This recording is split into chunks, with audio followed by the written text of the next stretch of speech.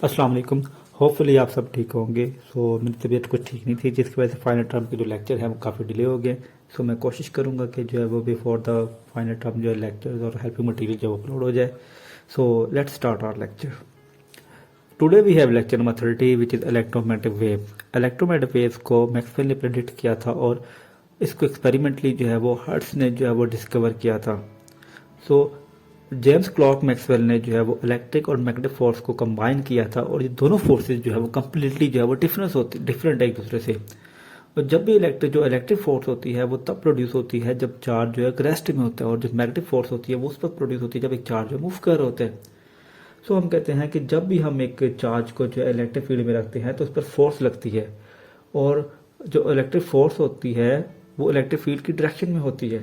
और electric force का जो हमारे पास फॉर्मूला होता है वो होता है F equal to Q E. हम कहते हैं कि जितनी ज़्यादा हमारे पास इलेक्ट्रिक फील्ड होगी उतनी ही ज़्यादा हमारे पास जो है वो इलेक्ट्रिक फोर्स होगी। और हम कहते हैं जो चार्ज हम वो कितना छोटा हो बड़ा हो, ये चार्ज रेस्ट में या मूव कर रहा होता है, जो इलेक्ट्रिक फोर्स होगी वो हमेशा इलेक्ट्रिक फील्ड की डायरेक्शन में ही होगी। और इलेक्ट्रिक फील्ड हमेशा में देखते हैं कि हमेशा स्ट्रेट लाइन में जो है वो ट्रैवल कर रही होती है। और अब हम जब बात करते हैं मैग्नेटिक फोर्स की, तो हम कहते हैं कि जो मैग्नेटिक फोर्स होती है उसमें उसका जो फार्मूला होता है वो जो मैग्नेटिक फोर्स होती है उसका फार्मूला हमारे पास होता है क्यू वी मल्टीप्लाई पी। इसमें हमारे पास जो होती है जब भी चार्ज जो मूव कर रहा होता है मैग्नेटिक फील्ड में, तो क्या होता है उसमें जो इलेक्ट्रिक फील्ड मैग्नेटिक फील्ड और जो वेलोसिटी होती है वो चार्ज के जो है वो परपेंडिकुलर होते हैं। तो वी का मतलब है कि जो फोर्स होगी वो वी वेलोसिटी और मैग्नेटिक फील्ड के दोनों के परपेंडिकुलर होगी। और हमें पता है कि जो मैग्नेटिक फील्ड होती है वो एक कंप्लीट लूप बनाती है। ठीक है। हम कहते हैं जो इलेक्ट्रिक फील्ड तब प्रोड्यूस होती है जब चार्जेज एट रेस्ट में होते हैं, और मैग्नेटिक फील्ड तब प्रोड्यूस होती है जब चार्जेज जो है वो मूव कर रहे होते हैं। इन दोनों को जब कंबाइन किया था लॉरेंस ने, और अकॉर्डिंग टू जो लॉरेंस फोर्स जो है वो F is equal to Q electric field plus magnetic field.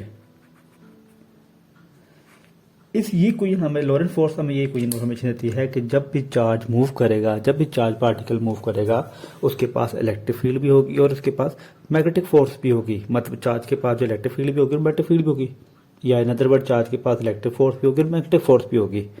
तो जब हम इलेक्ट्रिक फोर्स और मैग्नेटिक फोर्स को कंबाइन करते हैं तो हमारे पास एक न्यू फोर्स आती है जिसको हम लॉरेंस फोर्स कहते हैं।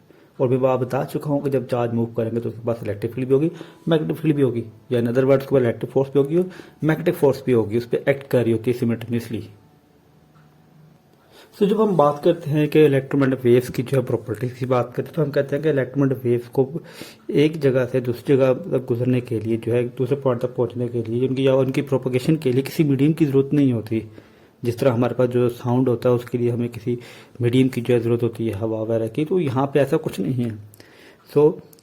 The speed of propagation is C for all wave in vacuum. मतलब कि जो इलेक्ट्रोमैग्नेटिक वेव्स होती हैं ये ट्रैवल करेंगी with the speed of light से जो है वो ट्रैवल करेंगी। और इसके अलावा जो है वो हम कहते हैं कि ऐसा नहीं है कि एक इलेक्ट्रोमैग्नेटिक वेव्स है वो उनकी फ्रिक्वेंसी फिक्स है, नहीं।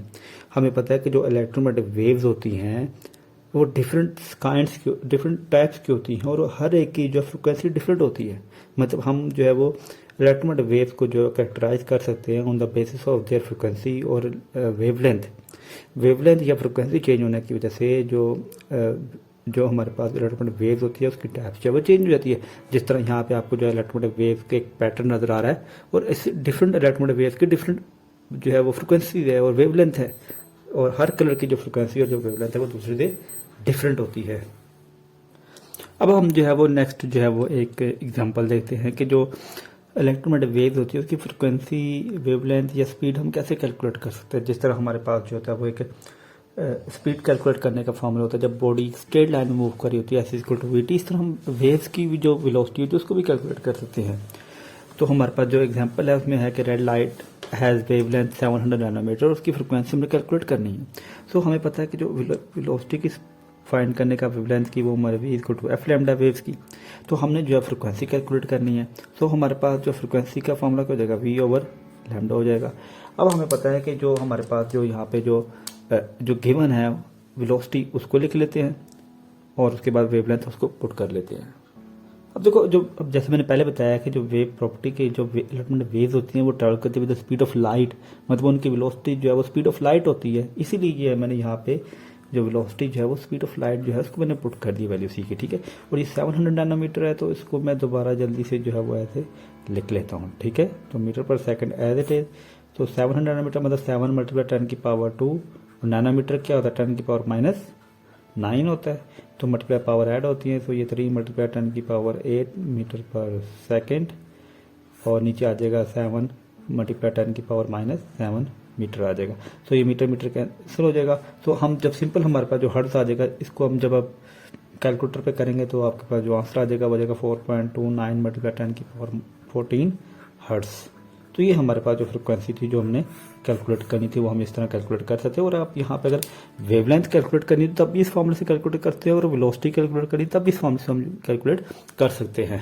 तो अब हम देखेंगे कि जो इलेक्ट्रोमैग्नेटिक वेव्स होती है वो किस तरह जो है एम्प्टी स्पेस या वैक्यूम से जो है ट्रेवल कर रही होती है। और जैसे फॉर एग्जाम्पल आपको डायग्राम पे यहाँ पे नजर आ रहा है कि एक इलेक्ट्रोमैग्नेटिक वेव जो है वो मूव कर रही है, और ये वेव जो है एक साइनोसाइडल पैटर्न जो है वो फॉलो करती है। और इसमें हम देखते हैं कि जो उनकी जो प्रोपोगेशन जो डायरेक्शन है, मतलब जो वेव मूव कर रही है वो along the Z direction move कर रही है।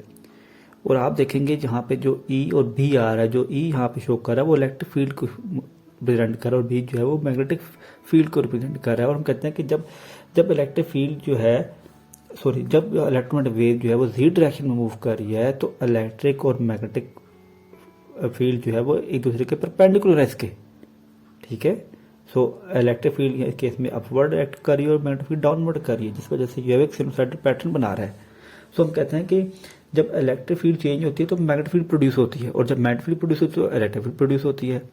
और हम कहते हैं कि जब इलेक्ट्रिक और मैग्नेटिक फील्ड जो है ये सपोर्ट करते हैं ईच अदर को for their propagation of electromagnetic wave. आसान से लफ्जों में ये बता रहा हूँ कि इलेक्ट्रोमैग्नेटिक वेव इसलिए कंटिन्यूसली चलती रहती है क्योंकि इलेक्ट्रिक और मैग्नेटिक फील्ड के जो कंपोनेंट है वो एक दूसरे को सपोर्ट कर रहे होते हैं। और अगर हम जो है वो चाहते हैं कि हम इस वेव्स के अलोंग जो है मूव करते रहें, तो उसके लिए हमें जो है वो the speed of light travel करना पड़ेगा। जैसे मैंने पहले बताया कि जो वेव्स की जो स्पीड होती है वो स्पीड ऑफ लाइट होती है, लेकिन मैं सारी बातों को लिख नहीं सकता। इसीलिए आप अगर लेक्चर सुनेंगे जिस टाइम, तो आप जो मैं बोल रहा हूँ आप इनको साथ साथ नोट डाउन कर लेना, तो ईजिली हो जाएगा। इसके लिए जो बातें लिखने वाली है वो मैं लिख लूंगा, ठीक है। Hope you understand.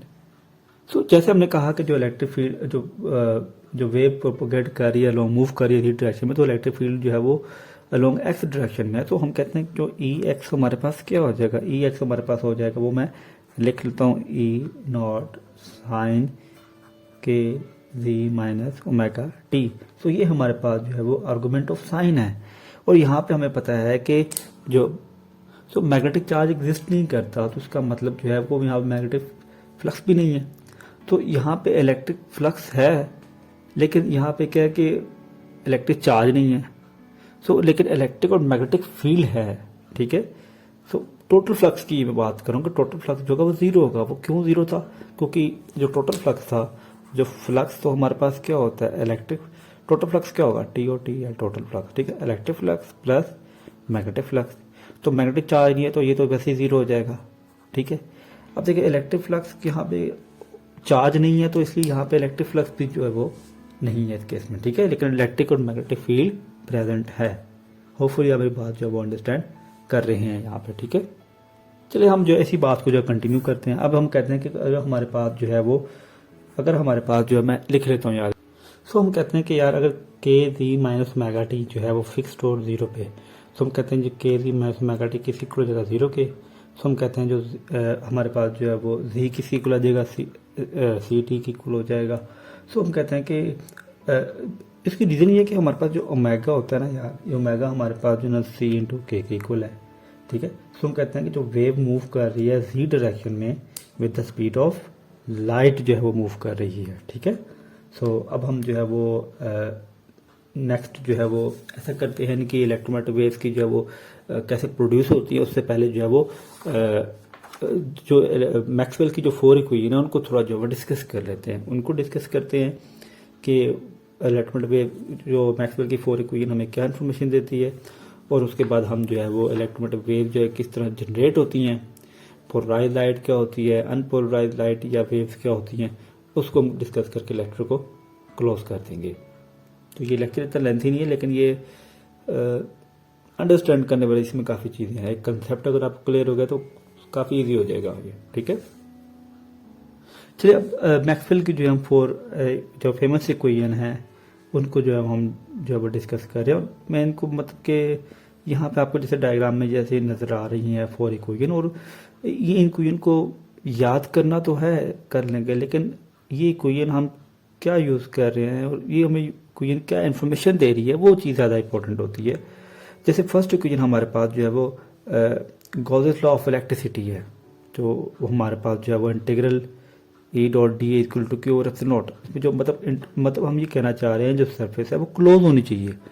मतलब ये जो इक्वेशन है हमारे पास मैक्सवेल इक्वेशन है, ये हम उन सरफेस पे अप्लाई कर सकते हैं, या तो वो क्लोज सरफेस हो या वो एक क्लोज लूप हो।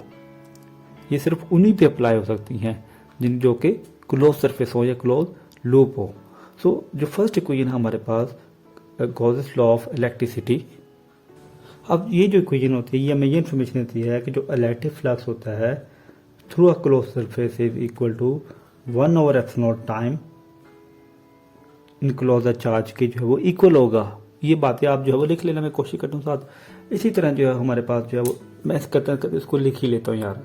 सो हम कहते हैं कि जो इलेक्ट्रिक फ्लक्स जो होगा through a close surface is equal to 1 over epsilon naught time charge enclose. ये इक्वेशन हमें ये इन्फॉर्मेशन देती है गॉसेस लॉ ऑफ इलेक्ट्रिसिटी की। इसी तरह हमारे पास जो नेक्स्ट मैक्सवेल की इक्वेशन है गॉसेस लॉ फॉर मैग्नेटिज्म, मतलब कि integral over any close loop B dot D A. जब भी हम जो है वो डॉट प्रोडक्ट लेंगे मैग्नेटिक फील्ड और इसकी, तो हमारे पास जो हम कहते हैं कि जो मैग्नेटिक फ्लक्स होगा क्लोज सरफेस की वो जीरो होगा, या फिर ये कहते हैं कि there is no monopole exist. मतलब कि अगर ये इन्फॉर्मेशन देती है कि अगर आप मैग्नेट को तोड़ते जाएं उसके पार्ट्स में, तो आप देखेंगे कि वहाँ पे मोनोपोल नहीं होगा। मतलब हमेशा मैग्नेट को जितना मर्जी छोटा पार्ट्स में डिवाइड कर ले, हमेशा नॉर्थ और साउथ पोल ही होगा। ऐसा नहीं होगा कि सिर्फ नॉर्थ पोल होगा या सिर्फ साउथ पोल होगा, ठीक है। नो मोनोपोल एग्जिस्ट और magnetic flux through close surface is equal to 0। अब हमारे पास जो थर्ड मैक्सवेल की इक्वेशन है जो फैराडे लॉ ऑफ इंडक्शन है, जो हमने पहले पढ़ के हैं कि the rate change of magnetic flux produce EMF, ठीक है। और मैग्नेटिक फ्लक्स चेंज होने की वजह से मैग्नेटिक फील्ड प्रोड्यूस होती है, ठीक है। हम ये कहते हैं कि जब भी हम जो है वो मैग्नेटिक फील्ड को प्रोड्यूस चेंज करेंगे तो हमारे पास उसकी वजह से क्या प्रोड्यूस होगा, इलेक्ट्रिक फील्ड प्रोड्यूस होगा। Changing magnetic field produce electric field, या the rate change of magnetic flux produce EMF. So हम कहते हैं कि जो changing magnetic field produce electric field. So हम ये कहते हैं कि जो लास्ट उसकी मैक्सवेल की इक्वेशन है और जो एम्पेयर लॉ है वो हमें ये इन्फॉर्मेशन देती है कि जब भी हम जो है वो इलेक्ट्रिक फील्ड को चेंज करेंगे तो उससे क्या प्रोड्यूस होगा, मैग्नेटिक फील्ड प्रोड्यूस होगी, ठीक है। मतलब डाइवर्जेंस ऑफ मैग्नेटिक फील्ड और DS will be equal to mu naught I के जो है वो इक्वल होगा। So if we change electric field we can have induced magnetic field. So electric field जब चेंज करेंगे तो उसकी वजह से मैग्नेटिक फील्ड जो है वो प्रोड्यूस होगी। लेकिन जो मैक्सवेल ने जो इम्पोर्टेंट चीज जो रियलाइज की, उसने ये कहा कि ये जितने भी मैक्सवेल की जो फोर इक्वेशन है ये जो है वो इनकंसिस्टेंसी जो है वो कंसिस्टेंसी जो है वो शो नहीं करती with law conservation of charges की वजह से। उसने जो कहा जो कि फंडामेंटल प्रिंसिपल है कि इन इक्वेशन को लॉ कंजर्वेशन ऑफ चार्जेस को जो है वो फॉलो करना चाहिए। सो उसने ये आर्ग्यू किया कि अगर आप जो है वो अगर आप दो कैपेसिटर के दरमियान एक स्पेस को ऑब्जर्व करें और डिफरेंट जो है वो सरफेस लें, मतलब उसमें डिफरेंट सरफेस मतलब 1 2 3 4 जैसा आपको डायग्राम में नजर आ रहा है, और इस पे जो है वो आप एम्पेयर लॉ को अप्लाई करते हैं तो आपको इनकंसिस्टेंसी जो है वो शो होती है। और जो लॉ कंजर्वेशन ऑफ चार्जेस है वो जो है अप्लाई नहीं होगा। उसका कहना ये था कि जो चार्ज जो है वो can not flow in the gap between the plates, क्यों नहीं कर सकते। सो वो ये कहता है कि जो एम्पेयर लॉ हमें जो डिफरेंट रिजल्ट देता है वो डिपेंड करता है कि आप कौन सी जो है वो सरफेस ले रहे हो। अब जितनी भी बातें मैं बताऊंगा इस डायग्राम के रिलेटेड जो है आप जो है उसको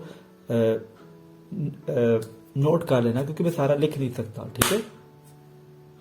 सो जो जैसे कि डायग्राम आपको जैसे जो है वो नजर आ रही है, इसमें हमारे पास जो 1 2 3 4 सरफेस है। सो हमारे पास जो एम्पेरियन लूप है, मतलब एम्पेरियन लूप जो एम्पेयर के मतलब ये एम्पेरियन लूप जो हमने जो एक इमेजिनेशन लूप है और सर्किट में से जब करंट जो है पास कर रहा है। सो हम कहते हैं कि हमारे पास दो प्लेट के दरमियान जो है वो दो प्लेट को जो है वो एसी सोर्स के साथ जो है जोड़ा गया है, कनेक्ट किया गया है, और जब इन प्लेट के दरमियान जो है वो इलेक्ट्रिक फील्ड चेंज होगी तो इसकी वजह से जो इलेक्ट्रिक करंट है वो भी जो है फ्लो करेगा। सो अगर हम जो है वो अकॉर्डिंग टू एम्पेयर लॉ, अगर हम जो है वो जो सरफेस लेते हैं 1 to 4 सरफेस लेते हैं तो हमारे पास जो करंट होगा वो फ्लो करता है, वो सेम करता है वायर में से, ठीक है। लेकिन अगर हम जो है वो सरफेस 3 लेते हैं जो आपको डायग्राम में नज़र आ रही है, तो हम देखते हैं कि जो इलेक्ट्रिक करंट होता है वो ज़ीरो होता है। जो उसकी जो ज़ीरो होने की जो रीज़न है वो ये है कि जो डिस्प्लेसमेंट करंट होता है जो वो एडअप होता है। अगर ये ऐसा ना हो तो फिर जो बाद में पहले कह रहा था कि ये जो मैक्सवेल की जो 4 इक्वेशन है जो कि मैक्सवेल को जो रियलाइज हुआ इन 4 इक्वेशन के बारे में कि ये जो है वो कंजर्वेशन ऑफ चार्जेस को जो है वो फुलफिल नहीं कर रही थी कंडीशन की, कि ये इक्वेशन जो है वो लॉ कंजर्वेशन ऑफ चार्जेस को ओबे नहीं कर रही थी। इसको ओबे करने के लिए ये जो डिस्प्लेसमेंट जो करंट था वो एडेड हुआ है। होपफुली आप मेरी बात को जो है वो अंडरस्टैंड कर रहे हैं। तो ये सारी रीज़न जो है मैंने ये लिखी हुई है ये जो डायग्राम के रिलेटेड। सो अब हम जो मैं इसकी जो मैथमेटिकली तरफ चला जाता हूँ। जो मैं कहता हूँ जो टोटल जो हमारे पास जो करंट है, ये वीडियो यार बहुत मेहनत से बना रहा हूँ, सो आप कोशिश करना इसको समझ आ जाएगी अगर पूरे को देख लोगे। सो जो टोटल करंट होगा वो हमारे पास हो जाएगा। सो हम कहते हैं कि हमारे पास यहाँ पे जो B dot D mu naught I था, जैसे यहाँ पे एम्पेयर लॉ है, इसको आई में ही होगा आई प्लस आई डी यहाँ पे डिस्प्लेसमेंट करंट। और ये मैं रीज़न बताया क्यों ऐसा हमने किया। जो डिस्प्लेसमेंट करंट का जो हम कहते हैं कि ये चीज़ हमने प्रूफ करनी है किस तरह आती है, यही हमने फाइंड आउट करनी है दरअसल।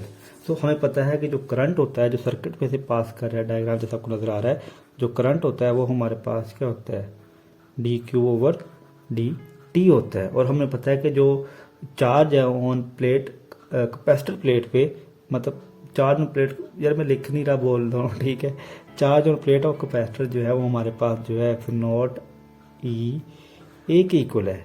अब मैं क्या कर रहा हूँ कि इस ई क्यू की वैल्यू को जो है वो यहाँ पे पुट कर रहा हूँ, और जब मैं इसको यहाँ पे पुट करूँगा तो हमारे पास क्या हो जाएगा D over D T as it is, F naught E A as it is आ जाएगा। और मैं क्या कर रहा हूँ, मैं एफ नॉट कॉन्स्टेंट इसको बाहर ले लिया, डी ओवर डी टी कहाँ पे आ जाएगा ई डॉट ए पे आ जाएगा।